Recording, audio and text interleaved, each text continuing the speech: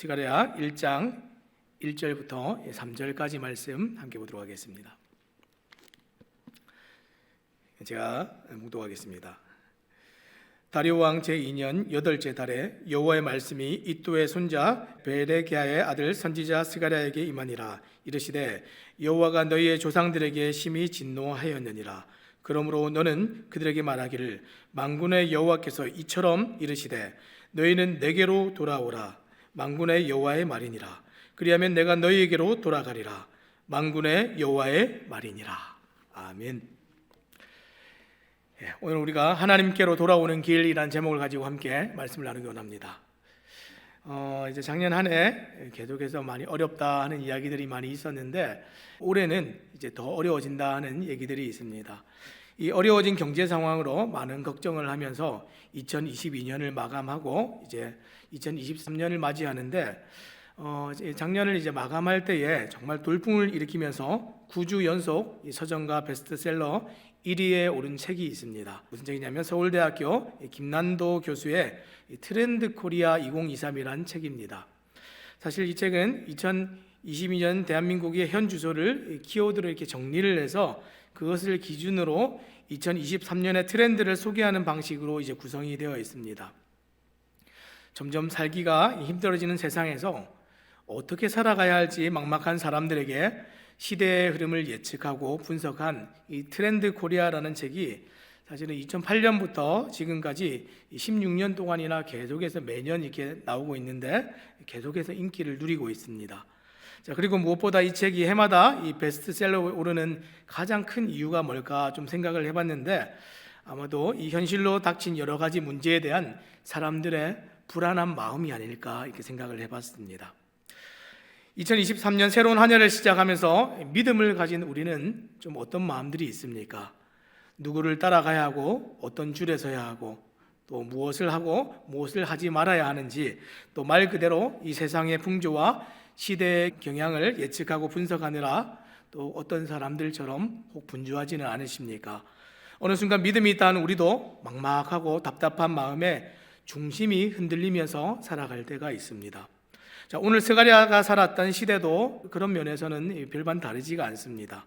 자, 1절 말씀부터 제가 한번 읽어보겠습니다. 다리오 왕 제2년 8째 달에 여호와의 말씀이 이도의 손자 베레기야의 아들 선지자 스가랴에게 임하니라. 이르시되, 이 스가랴 선지자는 우리가 잘 알고 있듯이 구약의 마지막 학개 스가랴 말라기 할 때 나오는 이 마지막 이제 선지자들 중에 한 명입니다. 이 스가랴 선지자는 학개 선지자와 같은 시기에 활동한 선지자인데 오늘 말씀에 다리오 왕 제2년 8째 달에 여호와의 말씀이 스가랴에게 임했습니다. 자, 학개서 1장 1절에도 보면 학개 선지자도 같은 해인 다리오 왕 제2년 6째 달에 이렇게 부름을 받았는데 지금 스가랴 선지자보다 2달 먼저 하나님께 부름을 받았습니다. 자, 이 시기는 바벨론에서 지금 70년 동안 포로 생활을 하던 유대인들이 이 고국에 돌아와서 이 한참 나라를 재건하던 그런 시기였습니다. 하지만 포로 생활을 끝내고 이 벅찬 마음으로 고국에 돌아왔을 때 보여지는 현실은 정말 척박했습니다. 그들은 하나님을 만나러 다시 예배드리러 돌아왔는데 정작 돌아왔었는데 그곳에 성전은 없고 폐허가 된 도시, 황폐화된 도시만 그렇게 남아 있었습니다. 그래서 성전 재건 프로젝트도 시작을 했지만 주변의 이 이방 민족들과 이런 조직적이고 끊임없는 방해로 이 말씀이 전해질 때까지 이 16년 동안이나 성전 공사가 멈췄습니다. 다시 하나님께 돌아가려고 하나님을 만나려고 돌아왔던 사람들이 어떻게 됐습니까? 시간이 지나고 환경의 지배를 당하면서 어디로 돌아가려고 했는지도 이제 다 잊어버렸습니다. 몸은 지금 팔레스타인의 그 이스라엘 땅으로 돌아왔지만 사람들의 생각과 삶의 중심은 다 다른 곳으로 돌아갔습니다. 자, 이런 상황과 맞물려서 지금 영적인 현실들은 더 어떻게 합니까?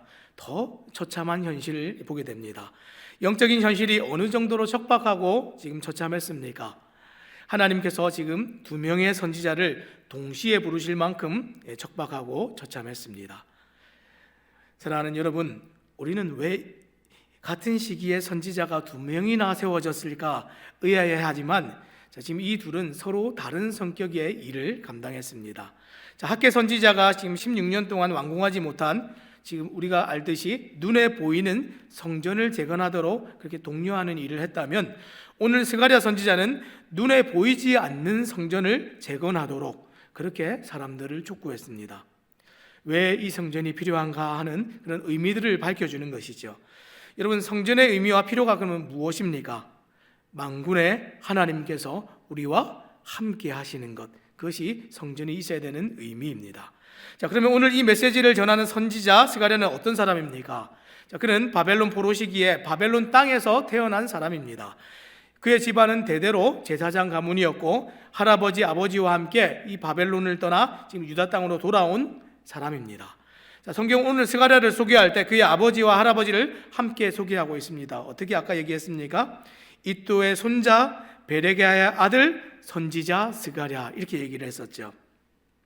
특히 지금 이 할아버지 이또의 이름은 오늘 이곳 말고도 성경의 다른 곳에서도 지금 여러 번 등장을 하는데, 이것을 볼 때 이 신앙의 뿌리가 깊은 집안이다라는 것을 우리가 알 수 있습니다. 자, 그리고 스가랴를 소개하며 언급된 이 각각의 이름들이 특별한 의미를 가지고 있고 뜻을 가지고 있는데, 이 스가랴라는 이름은 원래 여호와께서 기억하신다, 이런 뜻을 가지고 있습니다. 그리고 할아버지 이또는 적절한 때에, 이런 뜻을 가지고 있고요.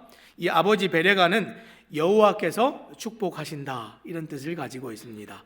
자, 그래서 스가랴를 소개할 때 사용된 이 이름들을 모아보면 이런 뜻이 됩니다.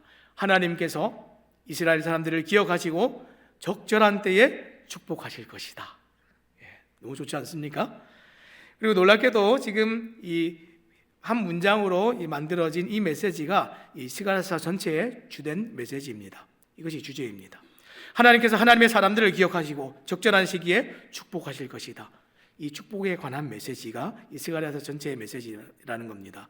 자, 그런데 스가랴 선지자가 입에서 나온 이 첫 번째 메시지는 어떤 것이었습니까? 너무 놀랍게도 이 첫 번째 메시지는 축복이 아니라 심판과 진노의 메시지가 그 입에서 제일 먼저 나왔습니다. 자, 2절 말씀 제가 읽겠습니다. 여호와가 너희의 조상들에게 심히 진노하였느니라. 여러분, 이 다윗과 솔로몬 시대만큼 이스라엘이 영화와 영광을 누리던 때가 없지요. 그런데 그 다윗과 솔로몬 시대의 영광은 지금 이 땅에 와보니까 다 사라지고 황폐한 땅의 현실을 보는 그 사람들에게 오늘 성경은 그 이유를 지금 뭐라고 설명하고 있습니까? 조상들의 죄에 대하여 하나님께서 심판하셨기 때문이다. 오늘 이렇게 황폐하여지고 이 세상이 이렇게 뒤틀리고 이 죄가 만연한 것은 그들이 죄로 말미암아서 하나님께 심판을 당했기 때문이다. 너희가 보는 것은 심판의 결과이다. 오늘 그 얘기를 하고 있습니다. 오늘 우리가 보는 이 모든 황량함과 세상의 모든 고통과 이 모든 처참함은 전부 죄로 인해서 하나님이 심판하셨기 때문에 이 모든 일이 일어나고 있다 하는 것 우리가 알아야 됩니다. 자, 그리고 나서 3절에 뭐라고 얘기했습니까? 그러므로 너는 그들에게 말하기를 만군의 여호와께서 이처럼 이르시되 너희는 내게로 돌아오라. 만군의 여호와의 말이니라. 그리하면 내가 너희에게로 돌아가리라. 만군의 여호와의 말이니라. 사랑하는 여러분, 메시지를 시작하자마자 비참한 현실을 보게 만들고 그 다음에 그 비참한 현실을 보고 나서 여호와께로 돌아오라, 이렇게 초청하고 있습니다. 여러분, 이 말의 의미를 알려면 지금 이 사람들이 어떤 사람들인가 한번 잘 생각해 보시기 바랍니다. 여호와께로 돌아오라 이렇게 얘기하니까 마치 이 사람들은 죄를 막 쉽게 짓고 그저 현실에 타협하는 그저 그런 사람들이라고 우리가 쉽게 생각해 버릴 수 있는데 결코 그렇지 않습니다. 지금 바벨론에서 돌아온 42,360명은 성전 재건이라는 특별한 목적을 가지고 돌아온 사람들입니다. 70년이나 포로된 땅에서 살면서 지금 세대가 2세대나 지나버렸습니다. 그 정도 기간이면 이미 바벨론 땅에서 나고 자란 사람들이 있고 모든 삶의 터전과 기반이 그 바벨론 땅에 뿌리 내리고 살고 있는 중에 모든 삶의 터전을 다 버리고 지금 약속의 땅으로 돌아온 사람들입니다. 하나님께서 너희는 내게로 돌아오라 할 때 이 사람들은 믿음으로 살기 위해서 하나님의 약속을 신실하게 받아들여서 섬기기 위해서 많은 대가를 지불하고 이 땅에 와 있는 사람들이라는 것을 우리가 잊으면 안 됩니다. 당시 최고의 문명 국가에서 많은 것을 누릴 수 있었던 이 사람들이 아무것도 없는 땅으로 지금 왔습니다. 심지어 부모들이 살던 그 땅, 자기들은 알지도 못하는 그 땅에 말씀 하나 딱 붙들고 돌아온 사람들이 이들인데, 이들을 향해서 지금 오늘 성경이 뭐라고 얘기합니까? 너희는 내게로 돌아오라, 이렇게 촉구하고 있다는 겁니다. 여러분, 거기다가 이들은 또 어떤 사람들입니까? 학개의 말씀을 듣고 지금 십수년이나 지체되고 있던 그 성전을 지금 다시 짓기로 결심하고 순종하여서 헌신의 길로 나선 충성된 사람들입니다. 그런데 너무 놀랍게도 하나님께서는 이런 사람들을 향하여서 너희는 너희 조상들처럼 아직도 내게로 돌아오고 있지 않다, 이렇게 말했다는 겁니다. 그냥 아무 짓이나 하면서 죄나 짓고 그냥 세상 사람들이 사는 것처럼 사는 그런 사람들이 아닙니다. 외적으로 볼 때는 많은 대가를 지불하고 순종의 걸음을 내딛고 지금 하나님 앞에 정말 충성스럽게 나오고 있는 그런 사람들을 향해서 지금 주님께서 너희들은 아직 내게로 돌아오고 있지 않다, 이렇게 말하고 있다는 것이 지금 오늘 성경이 우리에게 보여주고 있는 이 사실입니다. 성전을 다시 짓고 있는데 너희들이 성전을 짓고 있는지는 모르겠지만 아직도 나에게 돌아오고 있지는 않고 있다, 이렇게 말씀을 하고 있습니다. 뭐가 문제입니까? 성전을 짓고 있고 많은 대가를 지불하면서 약속의 땅까지 온 것만 해도 대단히 훌륭해 보이는 이들에게 여전히 문제가 되는 것이 무엇입니까? 하나님께서는 이 사람의 중심을 보시는데, 사람의 중심을 보시는 하나님의 눈앞에 마음의 중심이 여호와께로 향하고 있지 않다 하는 것이, 이것이 진짜 문제입니다. 사랑하는 여러분, 여러분이나 저에게 참 쉽지 않은 주제이지요. 우리가 신앙적인 일을 안 하는 게 아니지 않습니까? 열심히 예배하고 정말 하나님 기뻐하시는 일이 무엇인가 생각하면서 여러 가지 것들을 감당하고 있는데 아직도 마음은 성전을 향하고 있는 것이 아니고 성전을 짓고 있는 것 같아 보이지만 정말 내가 원하는 성전은 아직도 지어지지 않고 있다. 너에게 나아가 돌아와야 하고 그게 정말 성전을 짓는 것이다. 우리 주님 이렇게 얘기하고 있습니다. 중심이 주님께로 돌아와야 된다, 이렇게 얘기하십니다. 이렇게 그들에게 촉구하고 있는 것입니다.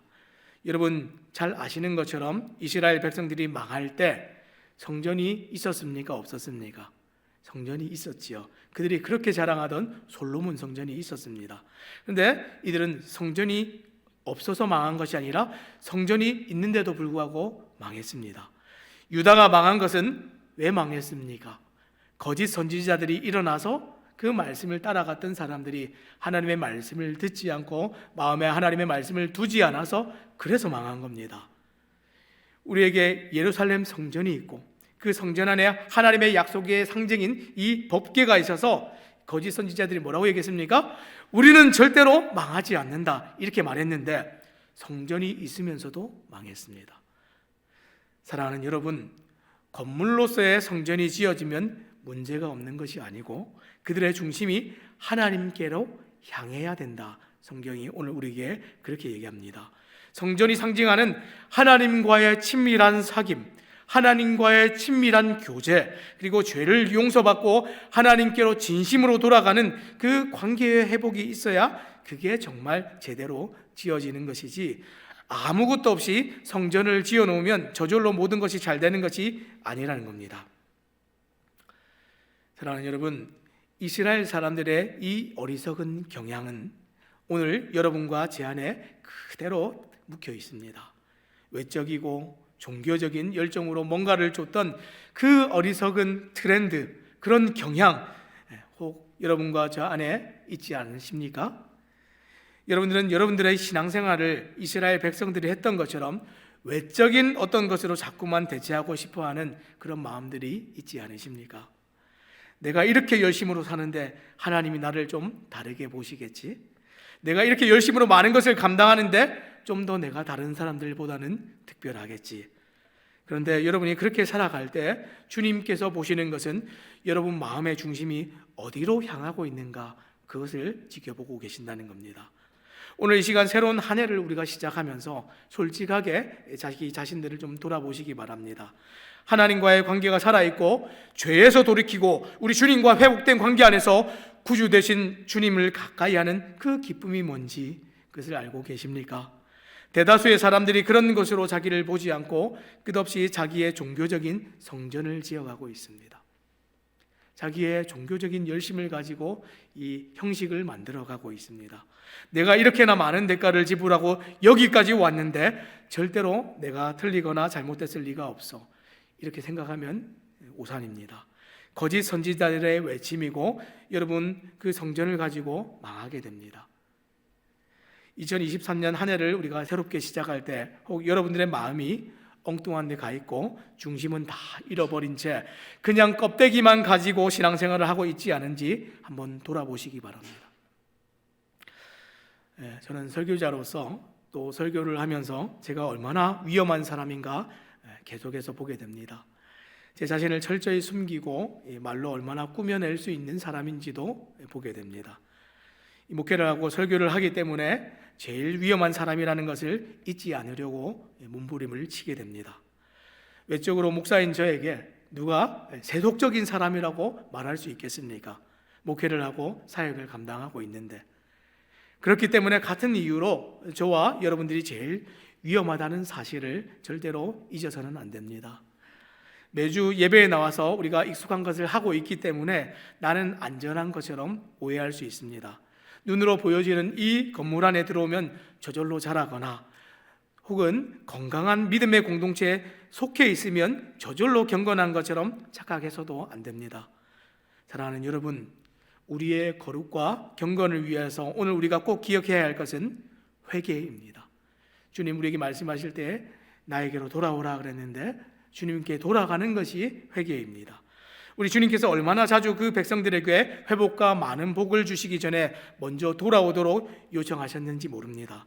세상은 그 시대를 따라 늘 다른 삶의 방식과 트렌드와 경향을 말하지만 이 성경은 처음부터 끝까지 우리의 삶에 관하여 하나님께 돌아가는 길 외에 단 한 번도 다른 것을 말한 적이 없습니다. 회복되기를 목마르게 여기면서 하나님께 돌아감이 없으면 그것은 하나님이 우리에게 원하시는 진정한 회복이 아닙니다. 하나님께 돌아가야 진정한 회복이고 진정한 축복입니다. 하나님께서 구약의 수많은 선지자들을 통하여서 말씀하셨습니다. 여호와께 돌아오라. 그리하면 내가 너에게로 돌아가리라. 그리고 침례 요한과 예수님은 똑같은 말씀을 이렇게 외치셨습니다. 회개하라. 천국이 가까웠느니라. 그리고 또 사도들은 이 말씀을 또 이렇게 외쳤습니다. 사도행전 3장 19절입니다. 제가 읽겠습니다. 그러므로 너희가 회개하고 돌이켜 너희 죄 없이 함을 받으라. 이같이 하면 새롭게 되는 날이 주 앞으로부터 이를 것이요. 아멘. 사랑하는 여러분, 구원을 얻는 일에도 이 회개, 곧 하나님께 돌아가는 것이 필요하고 구원받은 여러분들이 거룩하고 경건하게 살아가는 일에도 하나님께 돌아가는 일이 반드시 필요합니다.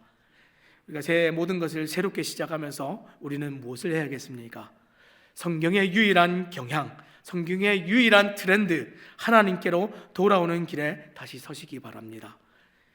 예배에 나온 것으로 만족하지 마시고 마음이 완전히 하나님 앞에서 돌아올 수 있도록, 하나님 앞에 완전히 돌아서서 주님께로 향하도록 자기를 쳐 복종시키는 그런 경건이 올 한 해 새삼 집내교회 모든 성도님들 가운데 있어지기를 우리 주님의 이름으로 부탁드립니다.